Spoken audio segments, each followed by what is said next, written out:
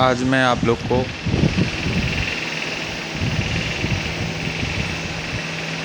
पृथ्वी के आंतरिक भागों से उत्पन्न होने वाले बल के अंतर्गत भूकंप यानी अर्थक्वेक्स के बारे में बताऊंगा।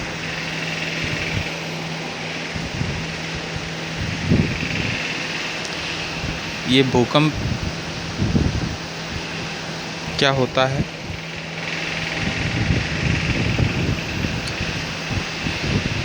पृथ्वी के आंतरिक भाग में होने वाली अव्यवस्था अर्थात चट्टानों के टूटने के कारण या चट्टानों के गलने के कारण उसके अंदर छुपी एनर्जी ऊर्जा विमुक्त होती है, जो कि लंबवत रूप से संचरण करती हुई पृथ्वी के ऊपरी सतह पर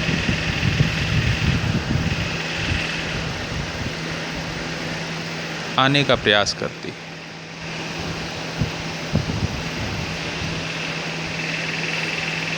पृथ्वी के आंतरिक भाग से पृथ्वी की ऊपरी सतह तक जहाँ पर यह भूकंपीय घटना पृथ्वी के आंतरिक भाग में घटती है, उसे फोकस यानी भूकंप मूल, और जहाँ पर पृथ्वी की सतह पर यह महसूस की जाती है,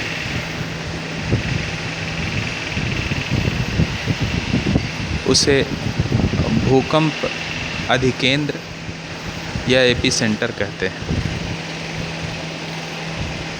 इस प्रकार से पृथ्वी के आंतरिक भाग से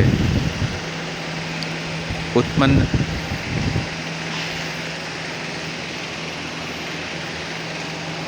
तरंग के रूप में यह भूकंप पृथ्वी की सतह पर पहुंचती हैं और पृथ्वी का ऊपरी स्थल भाग तरंगित हो उठता है। सभी संरचनाएं इन तरंगों के से प्रभावित होकर हिलती डुलती हुई नज़र आने लगती हैं। ऐसी घटना को शायद आपने कभी देखा होगा। इसके बारे में और भी जानकारी आगे चल के देखते हैं। आखिर भूकंप के उत्पत्ति के कारण क्या हैं? इनके उत्पत्ति के विविध कारण हैं। इनके कारणों को हम दो भागों में बांट देते हैं। एक तो नेचुरल यानी प्राकृतिक रूप से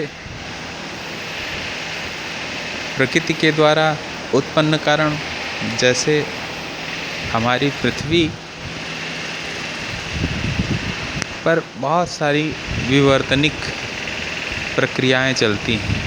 कल मैंने आपको बताया भी था, अगले चैप्टर में ये चीज़ बताया भी गया है कि प्लेट विवर्तन सिद्धांत के द्वारा हमारी भूपर्पटी विभिन्न प्लेटों में विभक्त है और वह स्थिर न होकर एक दूसरे से टकरा रही है या दूर जा रही है, जिसके कारण विवर्तनिक प्रक्रियाएं होती हैं। इन प्लेटों की सीमाओं व किनारों के सहारे प्लेटों का भूकंप का जनन होना आम बात है। इसके अलावा ज्वालामुखी प्रक्रिया, ज्वालामुखी दो प्रकार के होते हैं, एक केंद्रीय उद्गार वाले और एक शांत रूप में।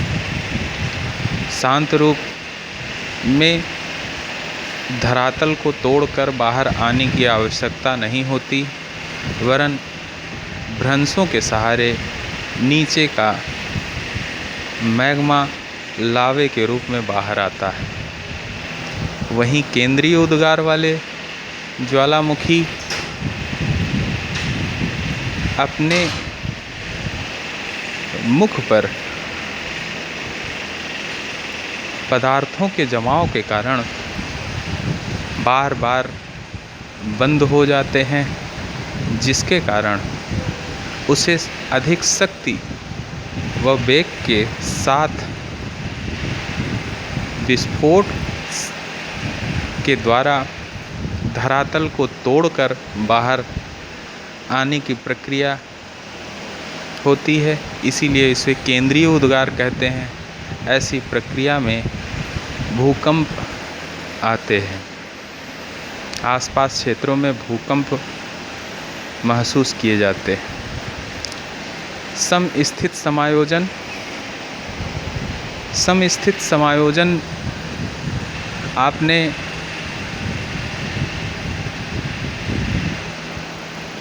भूसंतुलन चैप्टर को पढ़ा है। उसमें पृथ्वी के ऊपरी धरातल पर विद्यमान पर्वत, पठार, मैदान तथा नीचे धंसे भाग, समुद्र तल, ये विभिन्न भूखंड अपने नीचे स्थित अधः स्तर यानी दुर्बल मंडल पर एक संतुलन बनाए हुए हैं। जब कभी इनके पर्वतों में उत्थान यानी उसकी ऊंचाई में वृद्धि होती है, तो विभिन्न प्रकार के प्रक्रम बढ़ी हुई ऊंचाई को काट छांट कर अपने निचले भूभागों और सबसे निचले भूभाग यानी समुद्र तल पर निक्षेपित कर देती है।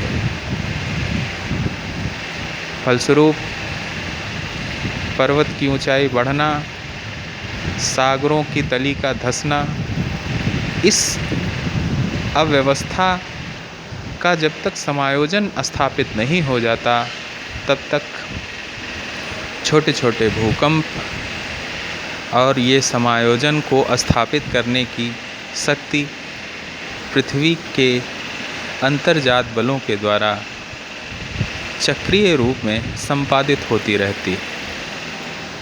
भूपटल का संकुचन आपने पृथ्वी निर्माण के संदर्भ में जेफरीज के सिद्धांतों को देखा होगा। जेफरीज ने कहा कि हमारी पृथ्वी, जेफरीज हैं,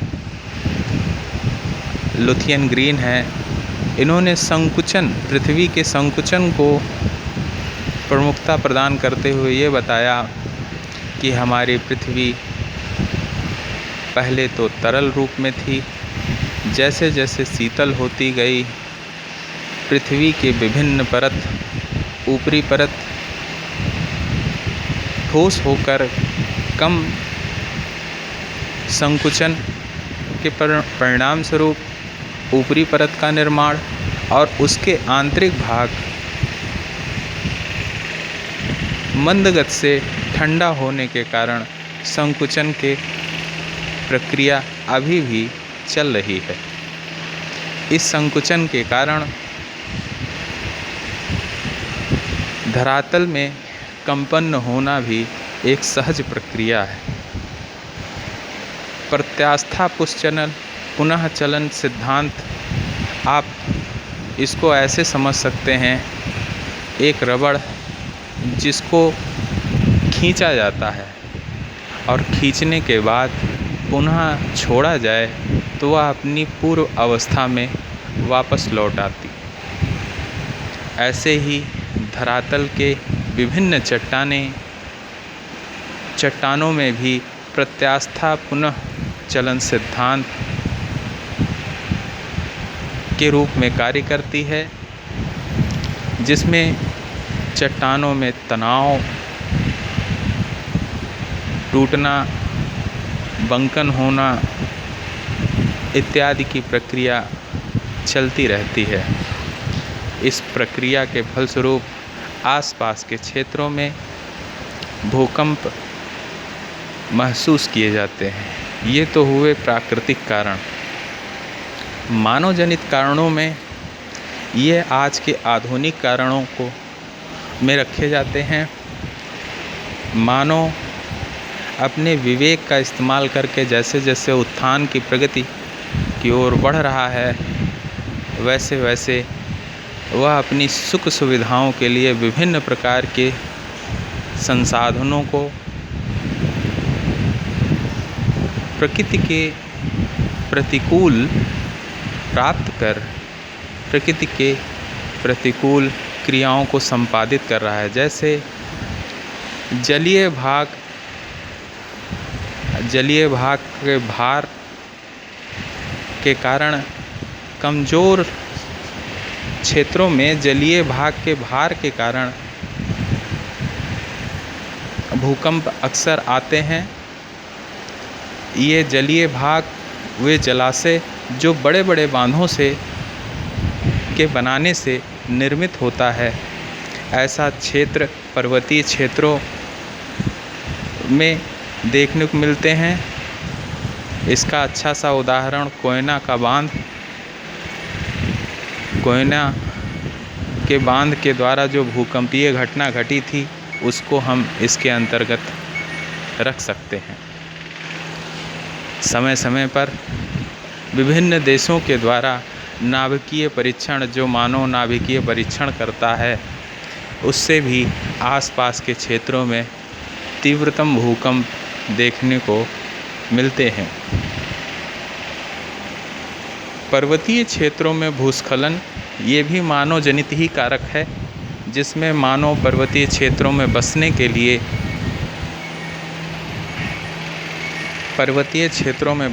लिए वनों को काटता है, ढालों को वन विहीन कर देता है, जिससे ढालों के साथ शेयरिंग बल कम होने लगते हैं और जल के साथ ढाल की मृदा मिलकर भारी होकर अपने गुरुत्व के कारण निचले क्षेत्रों में बहने लगती है या भूस्खलित होने लगती है, जिसके कारण पर्वतीय क्षेत्रों में अक्सर यह घटना के कारण भूकंप आना आम बात है। इसके अलावा खुली खदानों के जो छत, जैसे आप जानते हैं कि खनिज धरातल के नीचे पाए जाते हैं, जिसे मानव प्राप्त करने के लिए बड़ी बड़ी माइंस और खदान खोदती है। खदान खोदने के बाद, खनिज प्राप्त करने के बाद उसे छोड़ दिया जाता है या बंद कर दिया जाता है, परंतु खदान के समय की गई या प्राप्त की गए खनिजों से अंदर का धरातल खोखला हो जाता है, जो आगे चलकर खुली खदानों की छतों में ढहने से आसपास के क्षेत्रों में भूकंप आ जाते हैं। कल कारखाने, उसमें चलने वाली विभिन्न प्रकार की भारी भारी मशीनें और भारी भारी वाहन जो आसपास के क्षेत्रों में भूकंप का कारण बनती है।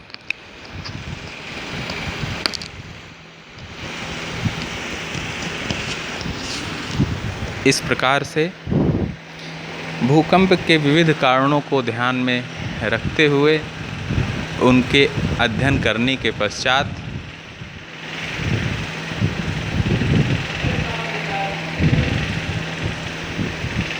हम भूकंपों का वर्गीकरण करते हैं।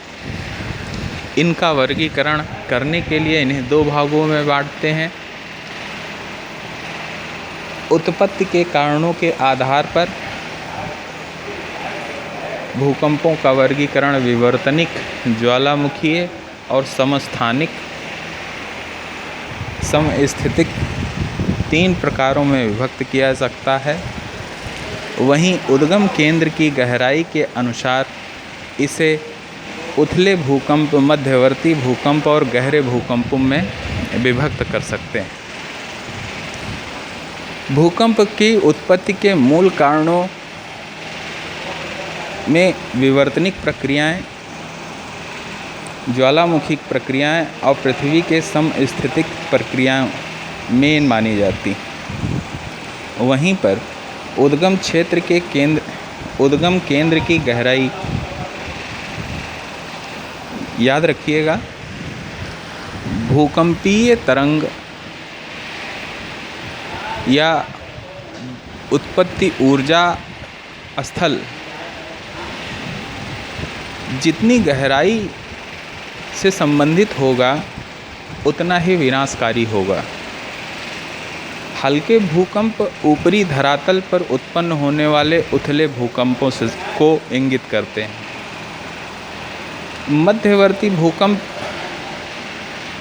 हल्के भूकंप की अपेक्षा थोड़े से विनाशकारी परंतु कम विनाशकारी, जो अक्सर शांत उद्गार वाली ज्वालामुखी एवं भ्रंशों के सहारे उत्पन्न होती है। वहीं गहरे भूकंप प्लेटों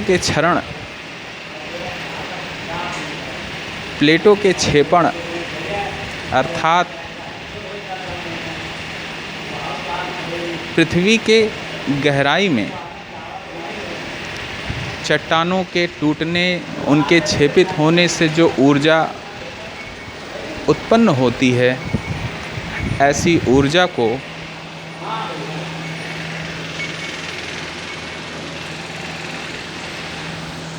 गहरे भूकंप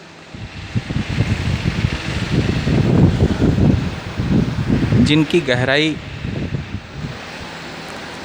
100 किलोमीटर से 700 किलोमीटर के मध्य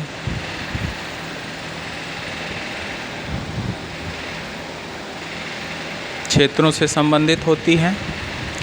वहीं मध्यवर्ती जो भूकंप हैं उनकी गहराई 60 से 100 किलोमीटर के मध्य तथा उथले भूकंप 10 से 15 किलोमीटर की ऊंचाई वाले भूपर्पटी की ऊंचाई वाले भागों से संबंधित होते हैं।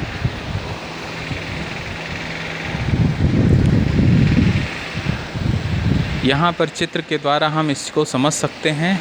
पृथ्वी की धरातल के नीचे स्थित वह क्षेत्र, वह केंद्र जहाँ पर सबसे पहले चट्टानों के टूटने या उनके क्षेपण से जो ऊर्जा निर्मुक्त होती है, वह ऊर्जा जहाँ पर सबसे पहले उत्पन्न होती है,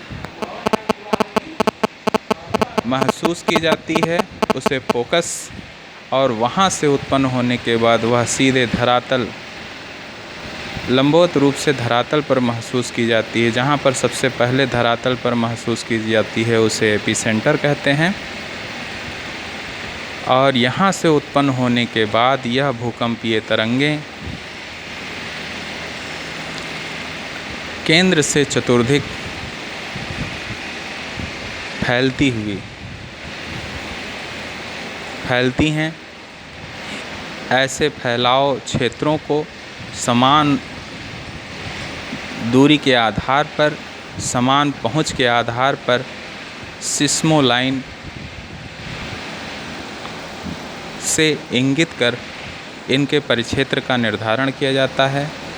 केंद्र के पर सबसे पहले जो महसूस की जाती हैं, यानी भूकंप अधिकेंद्र क्षेत्र या एपिसेंटर क्षेत्र, वहाँ पर विनाश सर्वाधिक, और जैसे जैसे इस क्षेत्र से दूर होते जाते हैं इनका विनाश या इसके द्वारा जो क्षति है वो मंद होती जाती है, इसकी शक्ति क्षीण होती जाती है।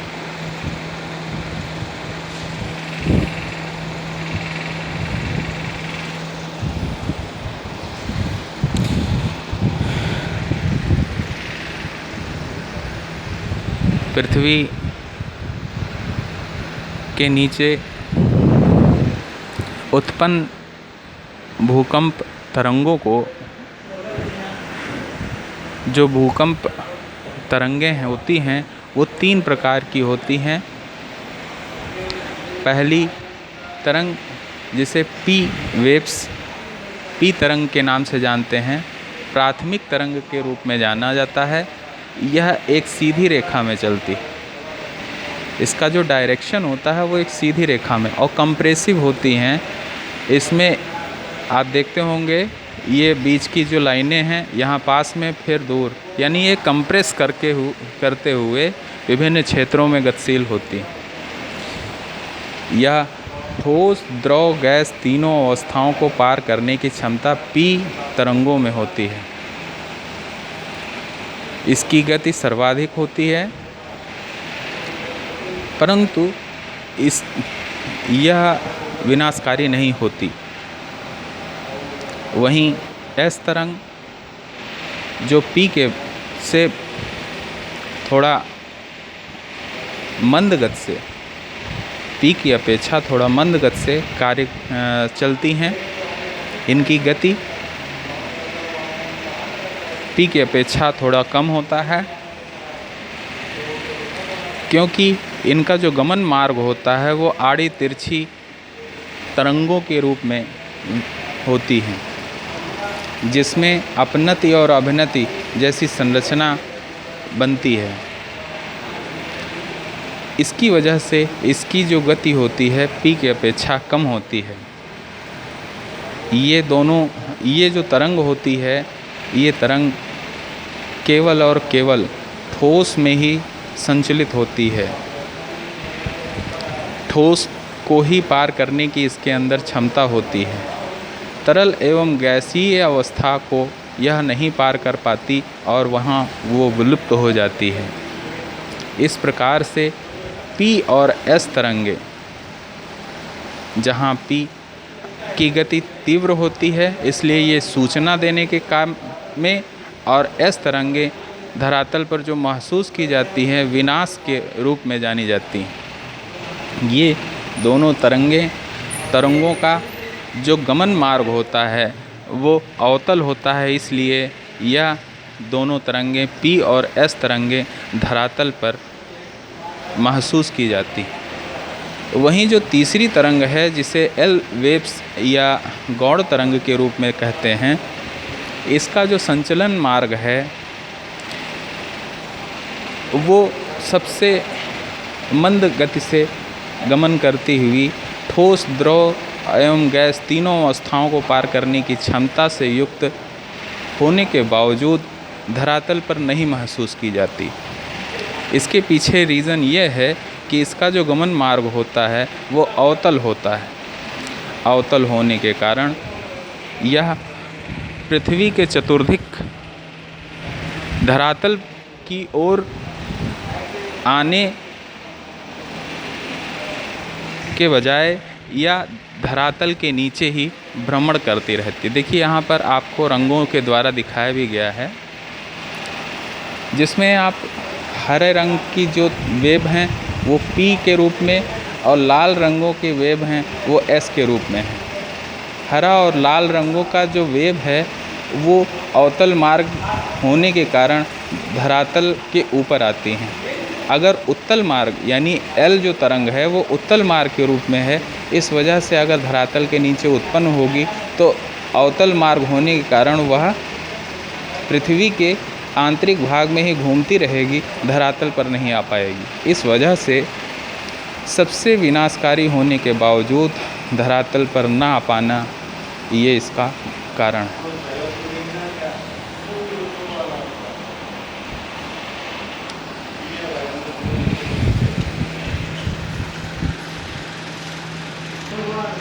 हेलो। तो ऊपर की इसीलिए पी और एस तरंगों को शरीर तरंगें या बॉडी वेव्स कहा जाता है, क्योंकि इनका गमन मार्ग अवतल होता है और जिसके कारण यह धरातल पर महसूस की जाती है।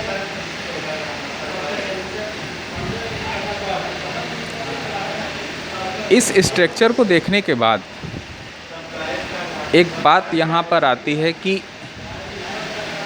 पी और एस तरंगे अगर एक साथ चलें तो केवल ये ठोस भाग, जैसे स्वेस के अनुसार हमारा पृथ्वी का आंतरिक भाग विभिन्न परतों में सियाल, सीमा और नीफे के रूप में है, जिसमें उन्होंने ये माना कि जो सीमा और नीफे है वो तरल रूप में है, अलग घनत्व के पदार्थों से निर्मित है, जिसके कारण यहाँ पर ठोस अवस्था होने के कारण आप देखते हैं कि यहाँ से लेके और यहाँ तक आप पी और एस दोनों तरंगों को देखते हैं। वहीं पर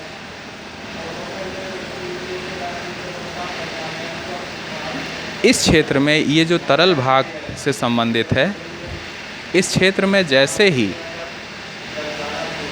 पी तरंग तो पार कर जाती है, देखिए यहाँ पर पार कर गई, विभिन्न क्षेत्रों को, विभिन्न माध्यमों को पार करते हुए वो दूसरे छोर की तरफ पार कर गई, परंतु एस तरंग नहीं पार कर पाती। कारण है कि एस तरंग तरल भाग में क्या हो जाती है, विलुप्त हो जाती है। इस वजह से एक चीज़ और यहाँ पर देखिए, जब एक माध्यम से दूसरे माध्यम में तरंगे प्रवेश करती हैं तो उसमें कुछ एंगल में झुकाव आ जाता है, अपवर्तनांक के कारण एंगल में झुकाव आ जाता है। यहाँ झुकाव के कारण वास्तव में इसका जो शेडिंग है वो अपेक्षाकृत ज़्यादा यहाँ पर बनता है, तो इसे शैडो जोन कहा जाता है, शांत क्षेत्र कहा जाता है, जो एंगल 105 डिग्री से 140 के बीच होती है। इस प्रकार से आप यहाँ पर इसको समझ सकते हैं कि शैडो जोन कहाँ बनेगा, 105 से 140 डिग्री एंगल के बीच बनेगा।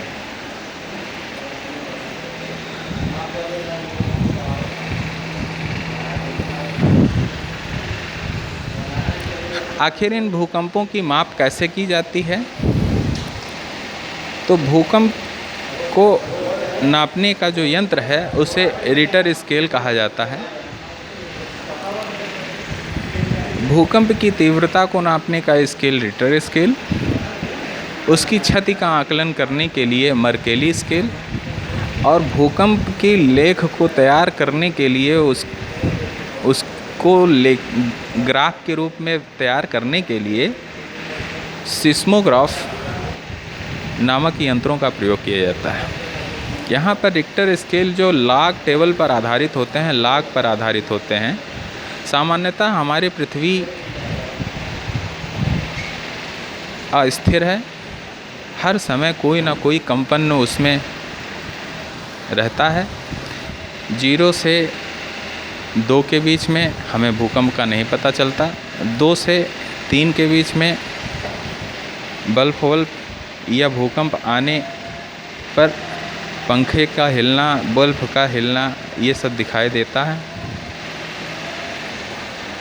3 से 4 के बीच में, 4 से 5 के बीच में, यानी कुल मिला के अगर भूकंप रिक्टर स्केल के 5.9 यानी 6 के नियर अबाउट हैं तो उनसे धरातल पर कोई क्षति देखने को नहीं मिलती।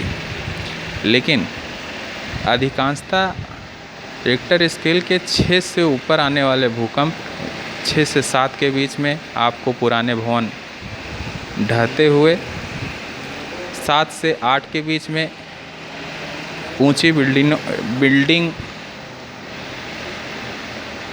सड़कों का फटना टूटना, ये आपको घटना देखने को मिलेगा। और 8 और 9 के ऊपर यह भूकंप की तीव्रता बड़ी विनाशकारी परिणामों को प्रदर्शित करती है।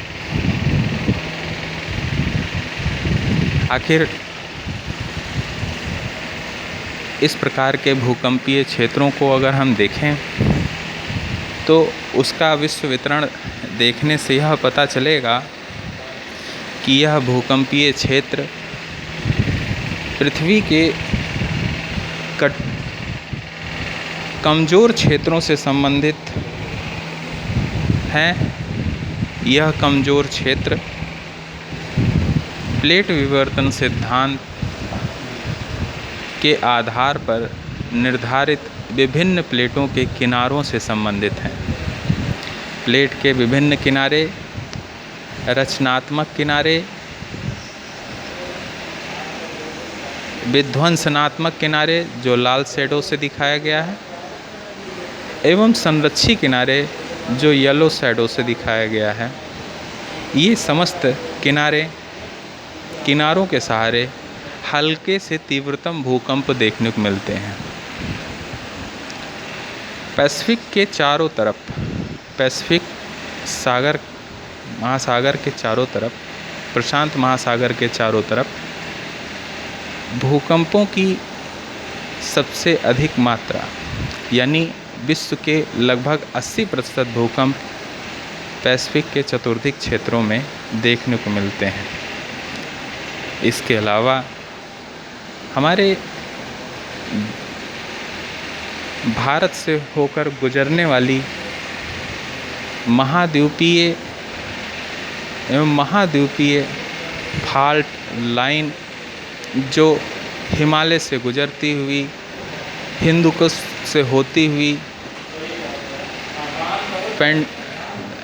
ईरान, इराक और जाके आल्प्स श्रृंखला से मिलती है। इन क्षेत्रों में आने वाले भूकंप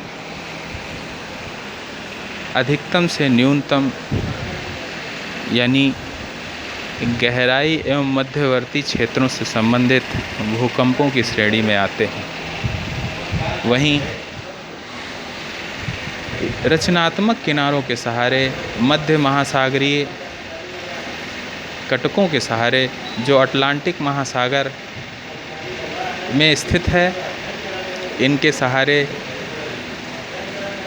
सेंटोस, प्रशांत महासागर के पूर्वी भाग में विभिन्न फाल्टों, कैलिफोर्निया, लॉस एंजल्स ऐसे भ्रंशीय रेखाओं के सहारे और अफ्रीका के भ्रंशों के सहारे मध्यम से मंद गति के भूकंप आपको देखने को मिलेंगे। आखिर इस भूकंपों का प्रभाव, भूकंप का परिणाम हमारे लिए हितकर में है या विनाशकारी है? सत्य बात है, भूकंप जब ऐसे क्षेत्र में आते हैं जहां जनाधिक्य हो, अधिक लोग वास करते हों, ऐसे क्षेत्रों में आए हुए भूकंप अधिक मात्रा में जनधन की हानि करते हैं, विनाश करते हैं। तो ऐसे भूकंप के प्रभाव विनाशात्मक श्रेणी के अंतर्गत रखे जाते हैं। वहीं पर ऐसे क्षेत्र जो मानव के रहने के योग्य नहीं है, अर्थात मानव वहाँ पर वास नहीं करता है, ऐसे क्षेत्रों में ऐसे भूकंप आने के कारण